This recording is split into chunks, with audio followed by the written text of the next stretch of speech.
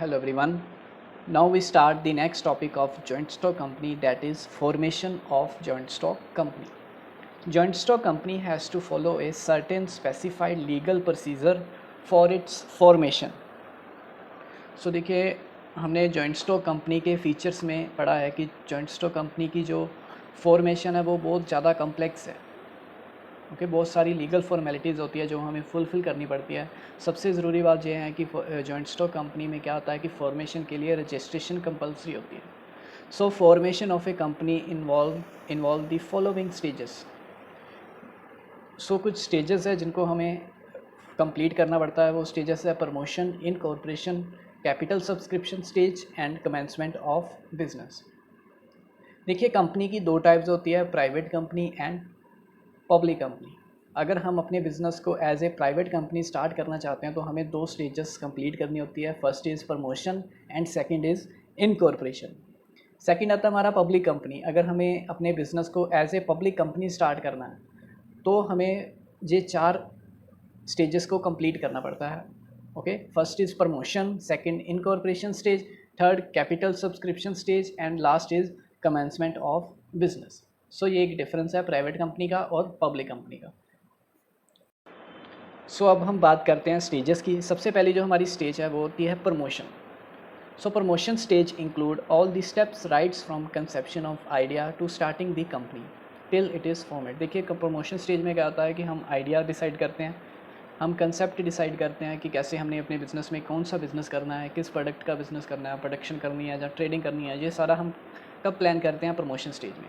It is the process of planning and organising all the resources required to form a company.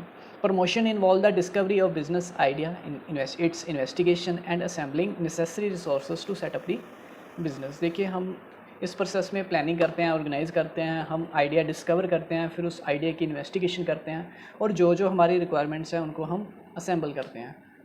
The person who perform all the activities during the promotion stage is known as promoter. देखिए जो ये सारी activity को perform करते हैं, जो लोग perform करते हैं उनको हम बोलते हैं promoters of a company. The promoter perform the following functions. These functions are also known as steps in the promotion stage। देखिए जो प्रमोटर होते हैं वो ये स्टेप्स को परफॉर्म करते हैं। हम स्टेप्स करते हैं। सबसे पहला जो हमारा स्टेप्स होता है प्रमोशन स्टेज का वो होता है आइडेंटिफिकेशन ऑफ बिजनेस अपॉर्चुनिटी। देखिए इस स्टेप में हम क्या करते हैं कि हम आइडिया डिस्कवर करते हैं।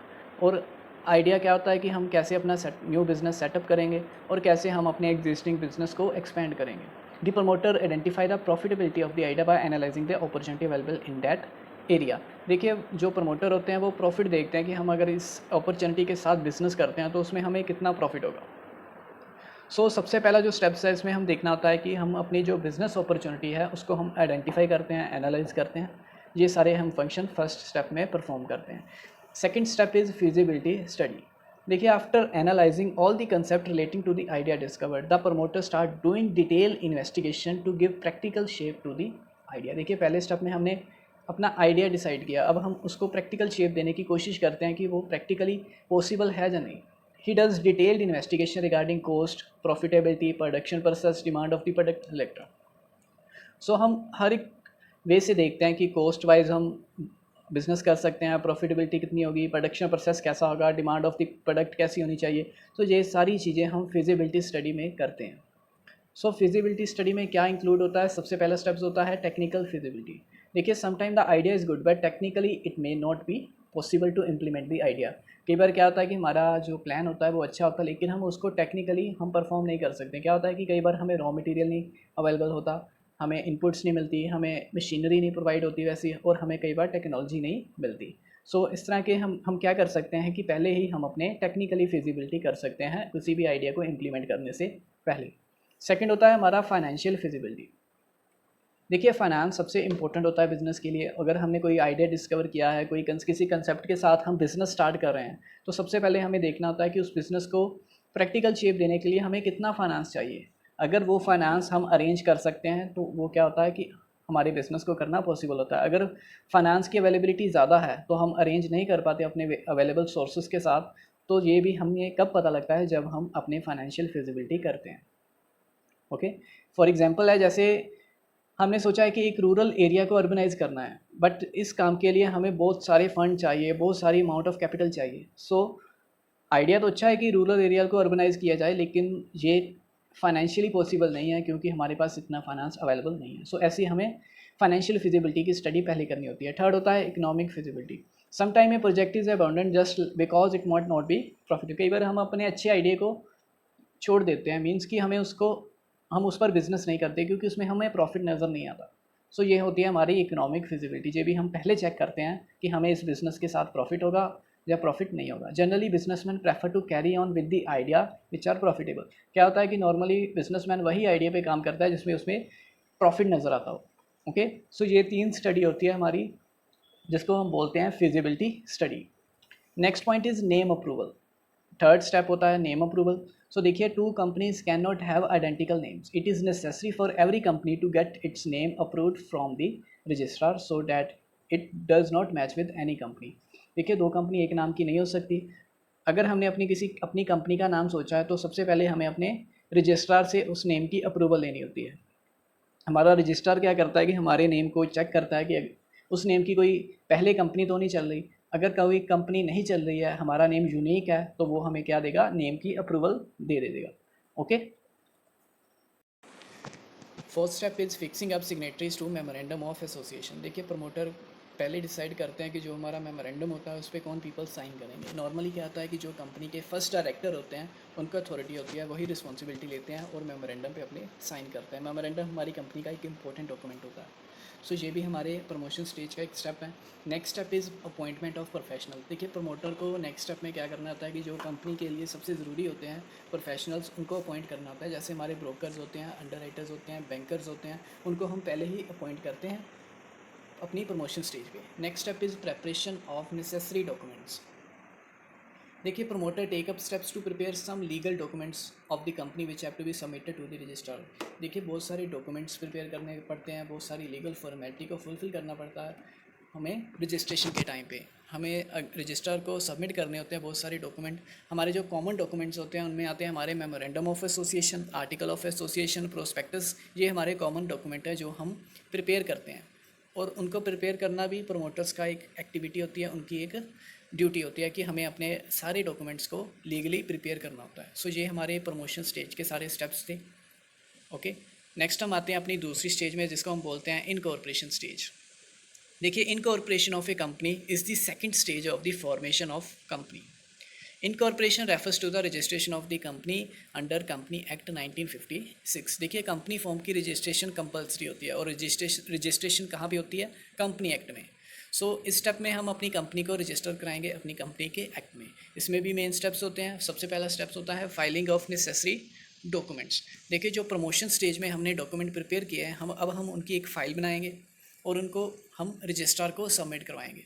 उस डॉक्यूमेंट में, उस फाइल्स में कौन कौन से डॉक्यूमेंट होते हैं, उनमें उनकी जो लिस्ट है, memorandum of association, article of association, statement of authorised capital, a list of directors with their names, addresses, occupations and age, the written consent of the director to act as directors, notice of the address of the register office of the company, a statutory declaration stating that all the formalities related to the formation of the company are duly completed। सो ये सारे documents की हम एक file बनाते हैं और file को हम अपने रजिस्ट्रार को सबमिट करवाते हैं। सेकंड स्टेप आता है इनकॉर्पोरेशन स्टेज में पेमेंट ऑफ फीस। देखिए, डॉक्यूमेंट के साथ हमें अपनी फ़ीस भी पे करनी पड़ती है। रजिस्ट्रेशन फ़ीस होती है। The amount of registration fees depend on the amount of authorised capital. हमने जितनी ऑथराइज्ड कैपिटल शो की है उसके अकॉर्डिंग हमारी रजिस्ट्रेशन की फ़ीस होगी। सो फीस हमें पे करनी पड़ती है। Third step is registration. The registrar verify all the document submitted and he also check the receipt of fees deposited. देखिए, जो रजिस्ट्रार होता है वो हमारे डॉक्यूमेंट्स को वेरीफाई करता है, चेक करता है, और ये भी चेक करता है कि हमने फ़ीस डिपॉजिट किया है और नहीं की है। अगर वो हमारे डॉक्यूमेंट के साथ सेटिस्फाई होता है तो वो क्या करता है कि हमारी कंपनी का नेम अपने रजिस्टर में रजिस्टर कर लेता है।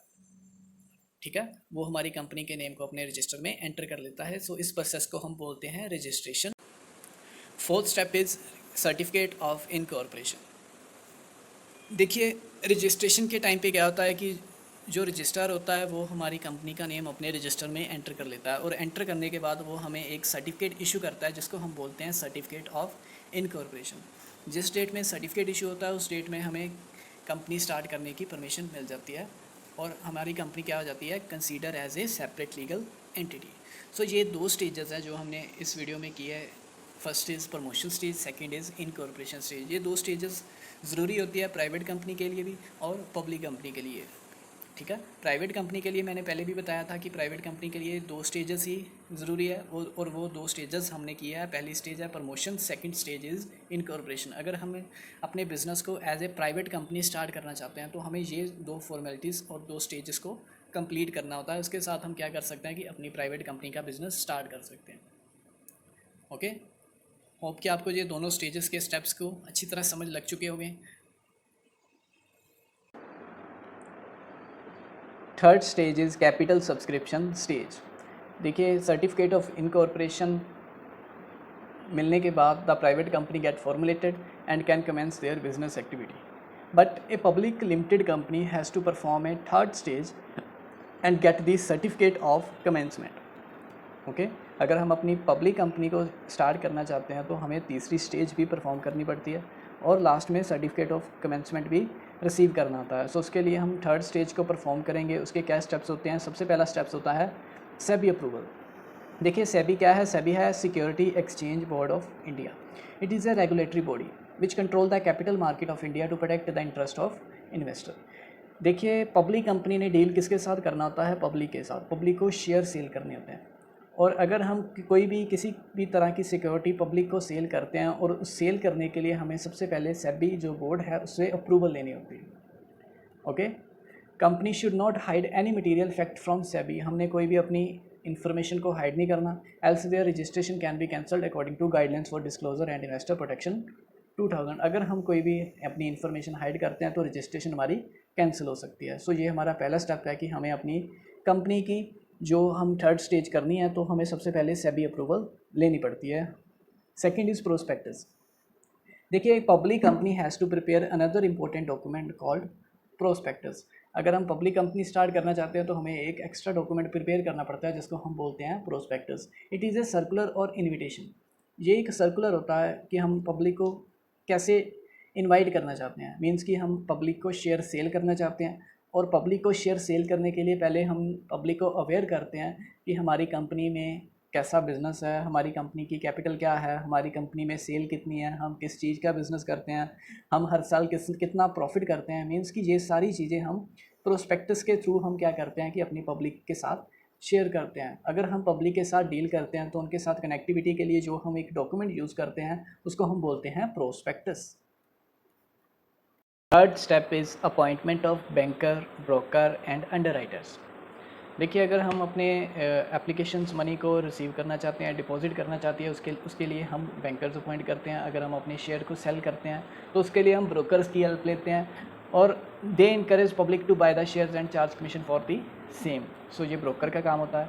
If the company is not sure of selling the whole lot of shares, it may be appoint underwriter. अगर कंपनी अपने शेयर सेल नहीं कर पाती तो वो अंडरराइटर्स की हेल्प लेती है। सो ये तीनों को हम अपॉइंट करते हैं हमारी थर्ड स्टेप में। Fourth step is minimum subscription. देखिए, जब भी हम कंपनी की ओर से शेयर इशू करते हैं तो उसमें हमें 2 सिचुएशन आती है। First is over capitalisation, second is under capitalisation. देखिए, अगर हमने 1 लाख के शेयर इशू किए हैं, ओके, अगर हमें जो एप्लीकेशन रिसीव होती है वो 1.5 लाख की रिसीव होती है तो इसको हम बोलते हैं ओवर कैपिटलाइजेशन। और सेकंड, अगर हमें ओनली 80,000 की एप्लीकेशन रिसीव होती है तो उसको हम बोलते हैं under capitalisation. Okay, so company में कभी भी शॉर्टेज ऑफ फंड्स और अंडर कैपिटलाइजेशन की सिचुएशन ना आए, इसको हम करने के लिए हमने एक कंपलसरी लिमिट रखी हुई है कि अगर हम शेयर इशू करते हैं तो उसकी 90% शेयर हमारे सब्सक्राइब हो जाने चाहिए। सब्सक्राइब हो जाने चाहिए मतलब कि सेल हो जाने चाहिए। अगर हमें हमारे शेयर कोई बाय करता है तो इट मीन्स वो हमारे शेयर को क्या करता है? सब्सक्राइब करता है। और सेबी की ओर से गाइडलाइंस होती है कि अगर 90% तक शेयर हमारे सेल हो जाते हैं, सब्सक्राइब हो जाते हैं, तभी हम अपने बिज़नेस की कैपिटल को यूज़ कर सकते हैं। अदरवाइज़ क्या होता है कि अगर हम अपने शेयर इशू किया है, हम 120 डेज़ तक क्या करते हैं? वेट करते हैं। अगर 120 डेज़ में हमारे 90% शेयर सब्सक्राइब हो जाते हैं तो हम अपनी कंपनी में वो कैपिटल यूज़ कर सकते हैं। अगर हमको 90% शेयर सब्सक्राइब नहीं होते, in case minimum subscription is not received, then the company must send back और return the application with the next 10 days. Okay, अगर हमको 120 डेज़ तक हम वेट करेंगे, अगर हमें 90% तक हमारे शेयर सेल नहीं हुए तो अगले 10 दिन में हमको जितना भी पैसा पब्लिक की ओर से रिसीव हुआ वो हमारा सारा पैसा हम क्या करते हैं, रिफ़ंड करते हैं। सो इसको हम बोलते हैं मिनिमम सब्सक्रिप्शन, और security exchange board of India की ओर से हमारी जो मिनिमम सब्सक्रिप्शन है वो 90% है। एग्जाम्पल देखिए, for example if a company plan to issue 10,000 share of ₹10 each, then it must receive application for minimum 9,000 share. अगर कंपनी ने 10,000 शेयर इशू किया है तो क्या आना चाहिए, कंपनी तभी बिजनेस स्टार्ट कर सकती है अगर कंपनी के 9,000 शेयर सब्सक्राइब हो जाते हैं बिफोर अलॉटमेंट। ओके, तो ये एग्जाम्पल है, इसको हम बोलते हैं मिनिमम सब्सक्रिप्शन, जिसकी वैल्यू है 90% of the shares. Fifth step is application to stock exchange. देखिए, नेक्स्ट स्टेप में हमने क्या करना होता है कि किसी रिकॉग्नाइज्ड स्टॉक एक्सचेंज में हमें अपनी कंपनी के नेम को लिस्टेड कराना होता है, अप्लाई करना होता है। स्टॉक एक्सचेंज क्या है, जहाँ पे हमारी सेकंड हैंड सिक्योरिटी की ट्रेडिंग होती है। ओके, सिक्योरिटी क्या होते हैं, शेयर्स। सबसे पहले जो शेयर्स फर्स्ट टाइम इशू होते हैं उसको हम बोलते हैं इनिशियल पब्लिक ऑफर, वो कंपनी की ओर से किए जाते हैं। अगर हम कोई सेकंड टाइम शेयर सेल करते हैं तो वो किसकी ओर से होते हैं, स्टॉक एक्सचेंज की ओर से होते हैं। सपोज़ किसी पर्सन ने शेयर बाय किए हैं और वो अब इसको सेल करना चाहता है, तो वो कहाँ पे जाएगा, स्टॉक एक्सचेंज में जाएगा और अपने शेयर को सेल करने में। और स्टॉक एक्सचेंज में हमें क्या फैसिलिटी मिलती है, एक्टिव ट्रेडिंग की फैसिलिटी मिलती है कि हम जब चाहे अपने शेयर बाय कर सकते हैं और जब चाहे अपने शेयर को सेल कर सकते हैं। सो कंपनी की ओर से क्या फॉर्मेलिटी होती है कि कंपनी ने क्या करना होता है, किसी रिकॉग्नाइज स्टॉक एक्सचेंज में अपनी कंपनी का नेम लिस्टेड कराना होता है। फॉर एग्जांपल जैसे हम देखते हैं नेशनल स्टॉक एक्सचेंज है हमारे पास, बॉम्बे स्टॉक एक्सचेंज है। सो ये एग्जांपल्स हैं स्टॉक एक्सचेंज की। सो कंपनी ने अपनी फॉर्मेशन के टाइम में क्या करना होता है, किसी एक रिकॉग्नाइज स्टॉक एक्सचेंज में अपनी कंपनी के नेम को लिस्टेड कराना होता है। Next step is allotment of shares. देखिए, after getting the name listed the company prepare a return of allotment. देखिए, अगर हमें 90% सब्सक्रिप्शन हो गई है, हमारे सारे शेयर सेल हो गए हैं, हम शेयर की अलॉटमेंट करते हैं। Return of allotment is a statement giving detail about the names and addresses of the share holder.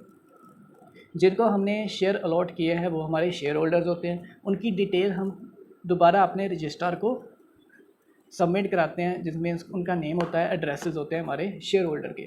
The company has to submit a return of allotment with the registrar stating the name, addresses and the number of shares allotted to each share holder. So ये भी हमारी एक formality होती है जो हम first time पे करते हैं, जिसको हम बोलते हैं अलॉटमेंट ऑफ शेयर्स। सो ये 6 स्टेप्स होते हैं हमारे कैपिटल सब्सक्रिप्शन स्टेज के।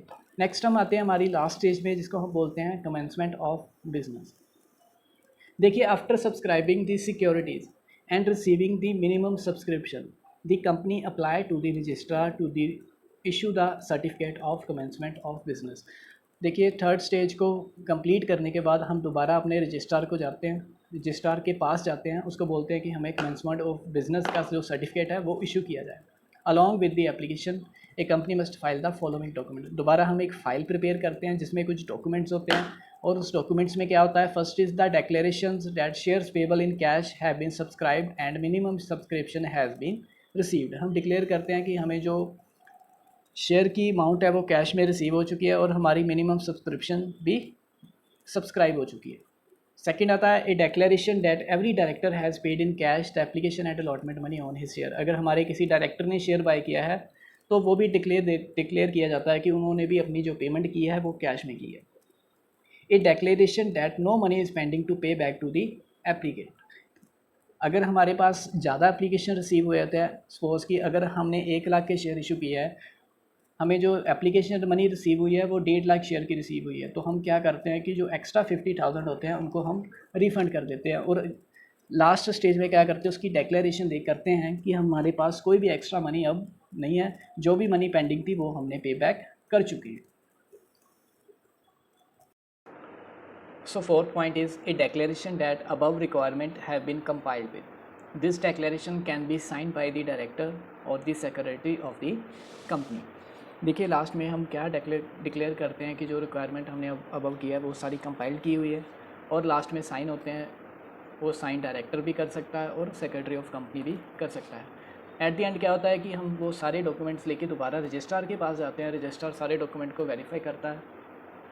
अगर वो सेटिस्फाई है हमारे डॉक्यूमेंट के साथ तो वो हमें एक सर्टिफिकेट इशू करके देता है जिसको हम बोलते हैं certificate of for commencement of business.